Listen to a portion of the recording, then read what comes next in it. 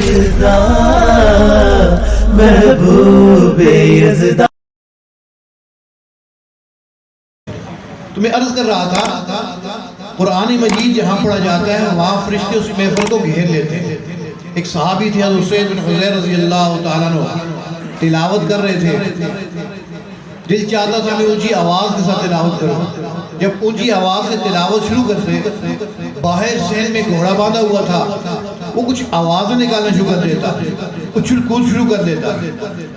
حضرت فرماتے جب میں آہستہ پڑھتا تو اس کی اچھل کود بند ہو جاتی, پھر دل چاہتا اونچا پڑھوں تو پھر اس کی وہی حرکت شروع ہو جاتی.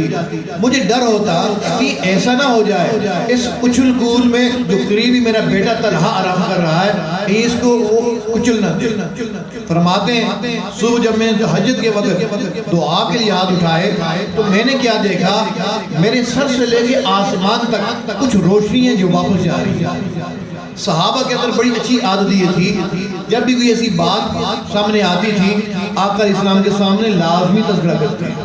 صبح کو نماز میں حاضر ہوئے, اللہ کے محبوب صلی اللہ علیہ وسلم رات میرے ساتھ یہ واقعہ پیش آیا تو صبح میں نے کچھ روشنیاں دیکھی جو میرے سر سے لے کے آسمان تک تھی اور واپس جا رہی تھی. نبی علیہ السلام نے فرمایا میرے صحابی اگر تم قرآن پڑھتے رہتے آج مدینہ کے لوگ اپنی آنکھوں سے فرشتوں کو دیکھ لیتے. اس محبت کے ساتھ وہ تلاوت کرتے تھے کہ ان کی تلاوت سننے کے لیے آسمانوں سے فرشتے اتر آتے تھے. حضرت ابی بن کعب رضی اللہ تعالیٰ تلاوت فرما رہے ہیں, تلاوت کر رہے ہیں, اتنے میں دیکھا سامنے سے آقا علیہ السلام تشریف لے آئے, خاموش ہو گئے. نبی علیہ السلام نے وہیں سے فرمایا ابی آپ تلاوت جاری رکھو, تلاوت جاری رکھو. اے اللہ کے رسول صلی اللہ علیہ وسلم یہ قرآن آپ کے اوپر اترا اور میں آپ کے سامنے تلاوت کروں. فرمایا ہاں تلاوت جاری رکھو. صحابی تھے نبی علیہ السلام کے مزاج کو سمجھتے تھے, کہنے لگے کیا اللہ نے حکم دی ہے؟ تو نبی علیہ السلام نے ارشاد فرمایا ہاں اللہ نے حکم دی ہے. پھر پوچھتی اللہ سمانی کہ اللہ نے میرا نام لے کے فرمایا ہے؟ نبی علیہ السلام نے فرمایا نعم اللہ سماک, ہاں ابی بن کعب رب تعالیٰ نے تیرا نام لے کے فرمایا ہے. میرے محبوب ابی بن کعب سے کہو وہ تلاوت کرتا رہے, فرش پہ آپ اس کا قرآن سنیے, عرش پہ میں خدا اس کا قرآن سنتا ہوں. اللہ قرآن مجید جہاں پڑھا جاتا ہے یہ لوگوں کے دلوں کے اندر اپنا راستہ خود بناتا ہے. دریا جہاں سے گزرتا ہے وہ اپنا راستہ خود بنا لیا کرتا ہے. اسی طریقے سے جہاں کی قرآن مجید کی تلاوت ہوتی ہے تو یہ لوگوں کے دلوں کے اندر اپنا راستہ خود بناتا ہے. کسی نے کہا اتر کر حرا سے سوئے قوم آیا, ایک نسخہ کیمیا ساتھ لایا, وہ بجلی کا کڑکا تھا یا صوت ہادی جس نے عرب کی زمین ساری کی ساری ہلا دی. آقا علیہ السلام کے پاس کافر لوگ آتے تھے تو نبی علیہ السلام کے سامنے کوئی لمبی چوڑی تقریر نہیں فرماتے تھے. تلا علیہم القرآن, قرآن مجید کی چند آیات تلاوت کرتے تھے, جو بھی سنتا تھا وہیں بیٹھ جایا کرتا تھا. ہم تو سب مسلمان لوگ بیٹھے ہوئے ہیں, اس قرآن کو کافر بھی سنتا ہے اس کا دل بھی نرم پڑ جاتا ہے. ہمارے حضرت فرماتے ہیں 1984 میں امریکہ گیا ہوا تھا تو مصر سے قاری عبدالباسط رحمہ اللہ کی تشریف لائے تو گٹھی محفل چلتی تھی, قاری صاحب تلاوت کرتے تھے, ان کی تلاوت کے بعد میں کچھ بیان کر دیتا تھا. ایک محفل میں قاری صاحب نے تلاوت کی, کافی پڑھے لکھے لوگ بیٹھے ہوئے تھے, ان میں سے کسی نے سوال کیا قاری صاحب آپ اتنے پیارے انداز کے اندر تلاوت کرتے ہیں کہ آپ کی تلاوت سننے کے لیے لوگ کی ریاستوں میں سفر کر کے آتے ہیں. قاری صاحب کیا کبھی آپ نے اس قرآن کا کوئی معجزہ بھی دیکھا ہے؟ تو قاری صاحب فرمانے لگے ایک معجزہ نہیں, میں نے تو اس کو سینکڑوں معجزے دیکھے. اللہ ہم لوگ قاری صاحب کی تلاوت سنتے ہیں کیسٹوں میں, بہت اچھی تلاوت کرتے ہیں, اور یاد رکھیے گا یہ قبولیت صرف آوازوں سے نہیں ملا کرتی کہ آواز اچھی تھی, آواز تو اور بھی بہت ساری قرآن کی ہے.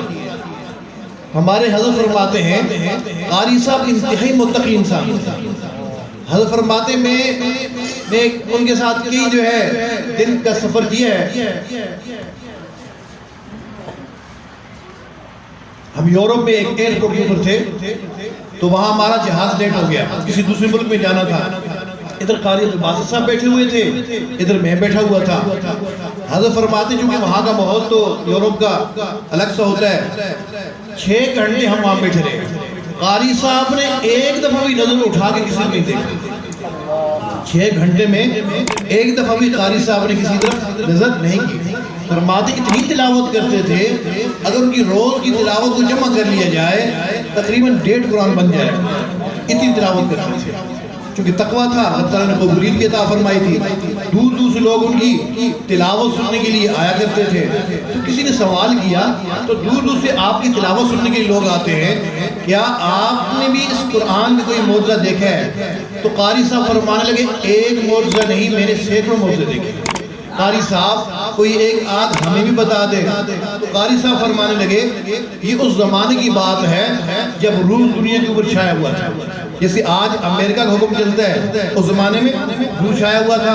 ہمارے ملک کے صدر اور وزیر اعظم وہاں جاتے تھے ان سے مشورہ لینے کے لیے کہ ہم اپنا ملک کیسے چلائیں۔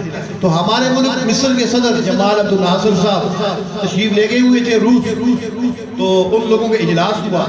اجلاس کے بعد ان لوگوں نے کچھ وقت رکھا ہوا تھا آپس میں مل بیٹھنے کے لیے۔ اس وقت کے اندر ان لوگوں نے اسلام کی اوپر تنقید کرنی شروع کی۔ جیسے آج لوگ فارغ بیٹھے ہو نا، کوئی کام کاج نہ ہو تو مولوی مل جاتے ہیں، یہ مولوی دہشتگردی سکھاتے ہیں، یہ اتنا کام کرتے ہیں، ساری خرابی یہ مولوی پیدا کر رہے ہیں۔ تو یہ آج کی بات نہیں ہے، یہ پہلے سے چلا آ رہا ہے۔ تو قاری صاحب فرماتے ہیں جمال عبد الناصر ان کو جواب تو دیتا رہا، لیکن ان داہر یہ لوگوں کو مطمئن نہ کر سکا۔ وہ کہہ رہے تھے کیا تو اس قرآن کو لیے پھر رہا ہے، دقیانوس بنا ہوا ہے، تو ہماری تھیوری کے لے لے، تیرے ملک کے اندر سائنسی ترقی ہو جائے گی، ایئرپورٹ بن جائیں گے، سڑکوں کے جال بچ جائیں گے، کیا تو اس قرآن کو لیے پھر رہا ہے؟ اب یہ بیچارہ صدر صاحب جواب تو دیتا رہا، لیکن داہر یہ لوگوں کو مطمئن نہ کر سکا۔ اس نے سوچا چلو آئندہ جب مجھے کبھی آنا ہوگا نا تو میں اپنے ساتھ کسی عالم کو لازمی لے کے آؤں گا۔ قاری صاحب فرماتے جب دوبارہ جانے لگے تو مجھے انہوں نے فون کیا کہ آپ نے فلان دن میرے ساتھ روس جانا ہے، آپ تیاری کریں۔ میں نے صدر صاحب کو کہا صدر صاحب قاری عبدالباسط تو قرآن کی تلاوت کرتے ہیں، وہ روس کے لوگ تو قرآن کو نہیں مانتے، وہ اللہ کے رسول کو بھی نہیں مانتے، وہ تو رب تعالیٰ کو بھی نہیں مانتے۔ وہاں عبدالباسط کا کیا کہا؟ عبدالباسط جائے، سعودیہ جائے، پاکستان جائے، کسی اسلامی ملک میں جائے جہاں لوگ اس کی تلاوت سنیں، نہیں آپ نے میرے ساتھ جانا ہو۔ فرماتے خیر ہم مقررہ تاریخ پر روس پہنچ گئے۔ اسی طریقے سے ان لوگوں کا اجلاس ہوا، اجلاس کے بعد کچھ وقت رکھا ہوا تھا آپس میں مل بیٹھنے کے لیے۔ تو اس وقت میں ہمارے صدر صاحب نے ہمت کی اور ہمت کر کے کہا یہ جو میرے ساتھ ساتھی آئے ہوئے نا یہ آپ کو کچھ سنائیں گے۔ یہ کیا سنائیں گے؟ یہ قرآن سنائیں گے۔ اچھا جی سنائیں۔ تو قاری صاحب فرماتے ہیں میری عادت ہے جب میں تلاوت کرتا ہوں اپنی آنکھیں بھی بند کر لیتا ہوں اور اپنے دونوں کانوں میں انگلیاں دے کر کان بھی بند کر لیتا ہوں، پھر تلاوت شروع کرتا ہوں۔ فرماتے ہیں اسی انداز سے میں نے آنکھیں بند کی، کانوں میں انگلیاں دی اور تلاوت شروع کی۔ فرماتے ہیں وہی 2 رکوع تلاوت کی سورہ طٰہٰ کے جن کو سن کر کسی زمانے میں سیدنا عمر رضی اللہ تعالیٰ نے اسلام لے آئے تھے۔ فرماتے میں نے تلاوت شروع کی، جب تلاوت ختم کی میں نے آنکھیں کھولی، کانوں سے انگلیاں نکالی، میں نے کیا دیکھا کہ میرے سامنے جو داہریہ لوگ بیٹھے ہوئے تھے وہ زار و قطار رو رہے تھے۔ ہمارے صدر صاحب نے پوچھا بھئی آپ لوگ کیوں رو رہے ہو؟ وہ کہنے لگے ہمیں پتہ نہیں ہے تمہارے ساتھی نے کیا پڑھا ہے، بہرحال جو کچھ پڑھا ہے اس نے ہمارے دلوں کو نرم کر دیا ہے، ہماری آنکھوں سے آنسو جاری کر دیا ہے۔